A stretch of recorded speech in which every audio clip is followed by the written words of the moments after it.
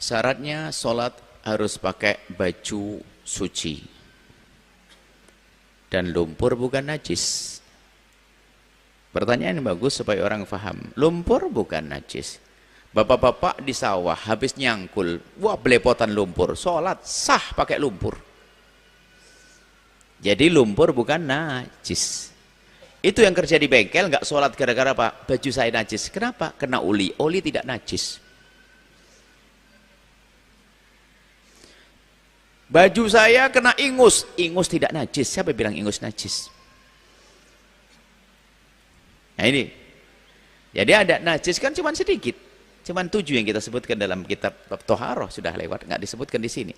Jadi boleh pakai lumpur, nggak apa-apa. Dan kita pun harus berani melakukan yang demikian. Misalnya di tengah sawah, nggak usah. Jangan sampai orang meninggalkan sholat. Ada sebagian orang itu kan sawahnya jauh ya, sawahnya di tengah. Ini kalau berangkat habis duhur, itu sampai maghrib tuh mungkin asar hilang.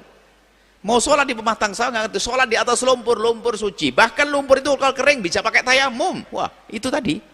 Itu kalau kering bisa digunakan untuk tayamum, suci. Jadi nggak apa-apa. Sholat di tanah becek manapun, tanah becek suci. Najis itu hanya sedikit najis itu. Yang keluar dari jalur depan, air kencing, kotoran manusia, binatang, itu najis. Muntahan, kan itu. Darah, minuman keras, itu kan. Anjing, babi, sama bangkai. Setelah itu nggak najis. Ayo apa? Timun busuk, baunya kayak kotoran. Enggak. Buah pace, enggak. Buah pace tersimpan di kamar sampai seminggu, baunya masya Allah, enggak najis. Jelas ya? Masya Allah. Ada orang pakai bajunya banyak, bajunya banyak 12. Cuman pakainya salah. Muharram 1, Safar 1. Jadi bolotan hitam, bau yang enak, suci, boleh pakai sholat. Keringat tidak najis, mau apa? Contoh kadang ekstrim biar orang paham betul.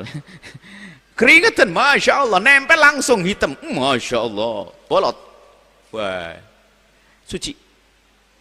Bengkel suci, ini termasuk bengkel. Sama itu kan ada sebagian orang waktu di bengkel, oli tidak najis, oli tidak najis. Sholatnya di atas oli pun suci, sah. Kurang lebih seperti itu ya. Makasih. Bau pertanyaan bagus itu karena biar yang di sana Anda kan bisa sholat bisa di mana saja, nggak harus pakai sajadah. Bahkan saya pun kalau di tempat yang ramai, kita nggak mau dikasih sajadah. Kenapa? Khawatir orang ngira kalau saya sholat harus pakai sajadah. Biasanya kalau kita pernah di perjalanan itu di tengah hamparan di padang pasir, itu sholat di atas pasir, jangan pakai sajadah. Nanti dikira harus pakai sajadah. Sujud ada pasirnya, sah. Oleh seperti itu ya, mudahnya. Najis hanya ada 7 tadi kurang lebihnya begitu. Wallahu a'lam bishawab. Setelah Anda menyaksikan video ini, jangan lupa berselawat kepada baginda Nabi Muhammad sallallahu alaihi wa alihi wa sahbihi wasallam.